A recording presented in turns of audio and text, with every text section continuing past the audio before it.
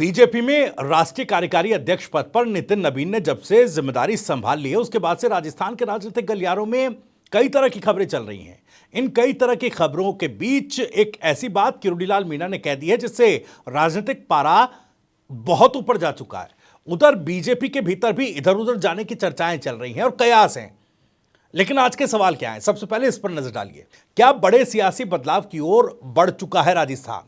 राजस्थान में जिस तरह की बातें सामने आ रही हैं, मंत्रियों के मुंह से जो बातें निकल रही हैं, उनसे क्या संकेत और क्या संदेश आगे जा रहा है, या फिर महज ये मंचों पर कह देने वाले उस तरह के जुमले या स्लिप ऑफ टंग या जुबान फिसलने जैसी बातें हैं जो सिर्फ आई गई रह जाती हैं।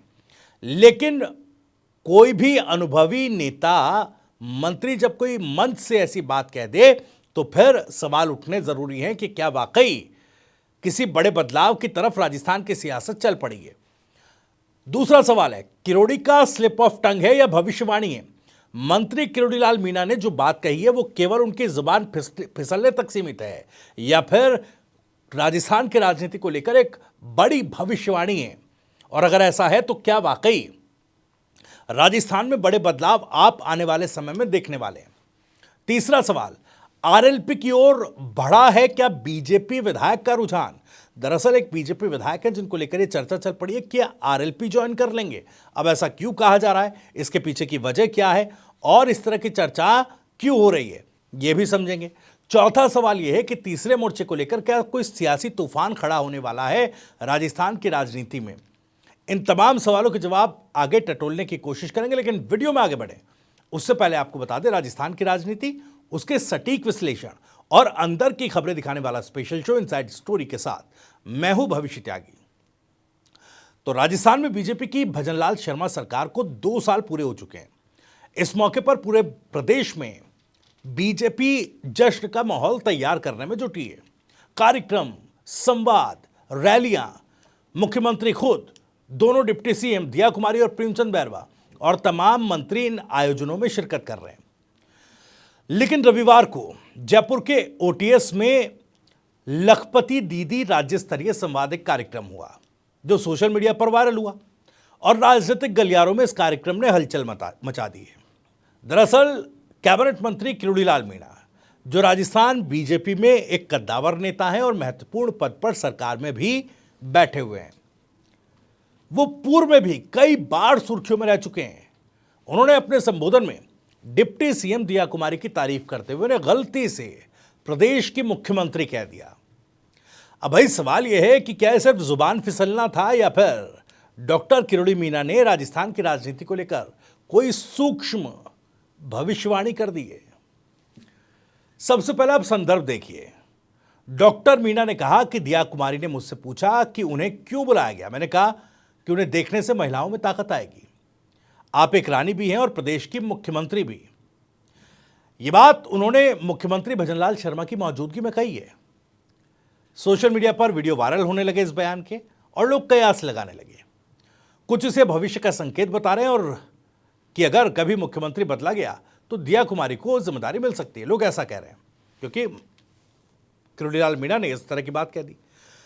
लेकिन क्या ये इतना सरल है? किरोड़ी मीणा की अपनी महत्वाकांक्षा आप याद कीजिए। डॉक्टर मीणा खुद कई मंच पर अपनी चाहत जता चुके हैं। कुछ महीने पहले एक कार्यक्रम में उन्होंने इशारों में कहा था कि वो उप मुख्यमंत्री पद के हकदार हैं। राजस्थान में बीजेपी की सरकार बनने के बाद से ही जातीय समीकरणों को साधने के लिए 2 डिप्टी सीएम बना दिए गए, एक राजपूत दिया कुमारी और एक एससी समुदाय से प्रेमचंद बैरवा। लेकिन किरोड़ीलाल मीणा, जिनको बड़ा एक तरीके से कहा जाए तो अनुभवी नेता होने के नाते और जिनकी चर्चाएं मुख्यमंत्री के नाम को लेकर भी चल रही थी, उन्हें केवल कैबिनेट मंत्री बनाया गया। खैर, अब किरोड़ी मीणा की यह गलती सिर्फ तारीफ थी जो उन्होंने डिप्टी सीएम दिया कुमारी के लिए की, या सिर्फ एक सूक्ष्म तरीके से मौजूदा मुख्यमंत्री पर दबाव बनाने की कोशिश? अब देखिए, राजनीति में ऐसे बयान अक्सर टेस्ट बलून की तरह काम करते हैं। अब देखते हैं कि भाई जनता और पार्टी इस पर कैसे रिएक्ट करती है। इधर आपको यह भी समझना होगा कि सरकार के 2 साल पूरे होने के कार्यक्रमों में बैकग्राउंड में क्या चल रहा है। मुख्यमंत्री भजनलाल शर्मा ने सख्त निर्देश दिए हैं कि भाई सभी मंत्री, विधायक और नेता जनता के बीच जाएं, बताएं कि भाई पिछली कांग्रेस सरकार यानी कि अशोक गहलोत की सरकार के 5 साल में जितना काम नहीं हुआ उतना हमने 2 साल में कर दिखाया। ये कार्यक्रम विकसित राजस्थान के थीम पर चल रहे हैं प्रदेश में। सड़कें, पानी, रोजगार, महिला सशक्तिकरण, तमाम चीजों की बातें हो रही हैं। लेकिन क्या ये कार्यक्रम इतने सफल हैं? ग्राउंड रिपोर्ट बताती है कि कई जगहों पर उल्टा हो रहा है। कुछ गांव में मंत्री अपनी ही पार्टी के कार्यकर्ताओं के सवालों में फंस गए। विकास कार्य कहां हैं? उधर मीडिया के सवालों में उलझकर मंत्रियों की फजीयत हो रही है। एक कार्यक्रम में तो एक मंत्री को जनता ने घेर लिया, पूछा कि भाई सड़कें कब बनेंगी। कुल मिलाकर ये कार्यक्रम सरकार की उपलब्धियों को हाईलाइट करने के बजाय कमजोरियों को उजागर कर रहे हैं। अब ये स्थिति क्यों महत्वपूर्ण है? क्योंकि बीजेपी का शीर्ष नेतृत्व, दिल्ली में बैठे अमित शाह और प्रधानमंत्री मोदी अक्सर ऐसे संकेतों पर नजर रखते हैं। क्या यह असंतोष का संकेत है? दरअसल यहां पर राजनीतिक स्पिन आता है। क्या शीर्ष नेतृत्व आने वाले समय में बड़े बदलाव की सोच सकता है इस तरह की स्थिति को देखते हुए? राजस्थान में फिलहाल मुख्यमंत्री बदलने जैसी कोई आधिकारिक स्थिति नहीं है, लेकिन इतिहास गवाह है, बीजेपी में फैसले अचानक आते हैं। याद कीजिए गुजरात को सितंबर 2021 में विजय रूपाणी और पूरे मंत्रिमंडल से कैसे इस्तीफा ले लिया गया था। भूपेंद्र पटेल नए सीएम बने, इससे पहले आनंदी पटेल को हटाया गया। हाल ही में गुजरात में फिर बदलाव हुआ था, आपको याद होगा, भूपेंद्र पटेल को छोड़कर के पूरा मंत्रिमंडल चेंज कर दिया गया था। उत्तराखंड में भी ऐसा ही हुआ था, तीरथ सिंह रावत को हटा करके पुष्कर सिंह धामी आए थे। कर्नाटक, मध्य प्रदेश, लिस्ट लंबी है। राजस्थान में भी जातीय समीकरण, चुनावी प्रदर्शन और आंतरिक असंतोष को देखते हुए क्या ऐसा हो सकता है? दिया कुमारी राजपूत हैं, जयपुर रॉयल फैमिली से हैं, उनकी इमेज ग्लैमरस और मजबूत है। अगर बदलाव होता है तो वो एक मजबूत चेहरा हो सकती हैं। अब डॉक्टर किरोड़ी मीना का यह बयान क्या इसी ओर इशारा कर रहा है या फिर सिर्फ एक स्लिप ऑफ टंग है? दोस्तों, राजनीति में कुछ भी संयोग नहीं होता। यह घटना बताती है कि राजस्थान सरकार में बड़े पैमाने पर फेरबदल संभव है। चेहरे बदल सकते हैं, मंत्रिमंडल रीशफल हो सकता है, अगले चुनाव से पहले बदलाव आ सकता है, लेकिन पार्टी तरोताजा लगे, ये शीर्ष नेतृत्व की सबसे बड़ी एक कहा जाए तो स्ट्रैटेजी अगले चुनाव से पहले होगी। लेकिन इसकी टाइमलाइन क्या होगी, यह बीजेपी का शीर्ष नेतृत्व तय करेगा। भाई चुनाव के वक्त करना है या 2 साल जब पार्टी कंप्लीट कर रही है और पार्टी की तरफ से जनता के बीच जाकर, सरकार की तरफ से जनता के बीच जाकर जब संतोषजनक बातें जनता तक नहीं पहुंचा पा रहे हैं, तो फिर क्या 2 साल के बाद ही या उसके आसपास ये बड़े बदलाव हो सकते हैं?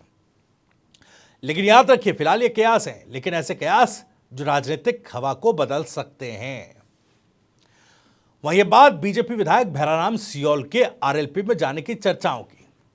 दरअसल रविवार को राजस्थान के बीजेपी विधायक भैराराम सियोल के बेटे आकाशदीप की शादी थी। ये एक निजी समारोह था, लेकिन इसमें राष्ट्रीय लोकतांत्रिक पार्टी के राष्ट्रीय संयोजक हनुमान बेनीवाल की एंट्री ने इसे राजनीतिक रंग दे दिया। अब दोनों नेताओं की दोस्ती जो है वो पुरानी है, भले अलग अलग दलों में है, लेकिन दोस्ती पुरानी है। लेकिन समारोह में जो बातें हुई वो राजनीतिक गलियारों में तूल पकड़ रही हैं। भैराराम सियोल ने बेनीवाल को बड़े भाई और आदर्श बताया, बोले कि भाई हर सुख दुख में साथ दिया। फिर मजाकिया अंदाज में कहा कि भाई उनका परिवार कांग्रेस और बीजेपी से जुड़ा रहा है, लेकिन हो सकता है कि आगामी दिनों में राष्ट्रीय लोकतांत्रिक पार्टी से भी रिश्ता हो जाए।